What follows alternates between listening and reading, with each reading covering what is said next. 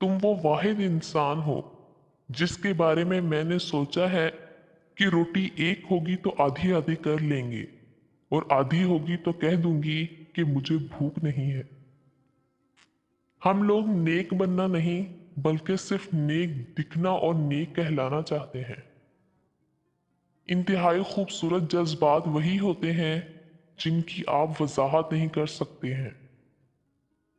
सिसकती हुई जिंदगी में अक्सर रवैयों का जहर चखते चखते जिंदगी कब जहर आलूद हो जाती है पता ही नहीं लगता। काश जितना दर्द दिल, इंसानी हमदर्दी, ईमान, सदकात और खैरात हमारे स्टेटस और पोस्ट पर होते हैं, इसका थोड़ा सा ही हिस्सा हमारी अमली ज़िंदगी में भी शामिल होता, क्योंकि ईमान के साथ साथ अमल का नाम इस्लाम है। कभी किसी की वजह से जहनी उलझन का शिकार मत हो। जिसकी जितनी अकल हो वो उसके मुताबिक ही आपसे बात करेगा।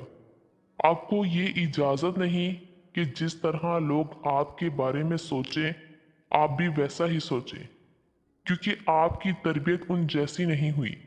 आपकी अकल, आपका हुनर, आपका इखलाक, आपकी पर्सनैलिटी, आपका वक़ार, आपका मयार, आपका स्टाइल, सब कुछ दूसरों से बहुत आला है। दूसरे लोग किसी भी तरह से आप जैसे नहीं हैं, तो फिर वो कैसे आपके बारे में अपनी कोई भी हतमी राय दे सकते हैं। आजिज रहकर खुद को जाने, आप मुनफरिद हैं और एक मुनफरिद मुकाम रखते हैं, और आपकी नेकियों का सबसे बड़ा कदरदान रब्बुल इज़्ज़त है। सच्ची मोहब्बत करने वाला मर्द औरत से बात करते वक्त उसके अदब और इज्जत का खास ख्याल रखता है, क्योंकि वो जानता है कि वो इसके लिए कितनी खास है।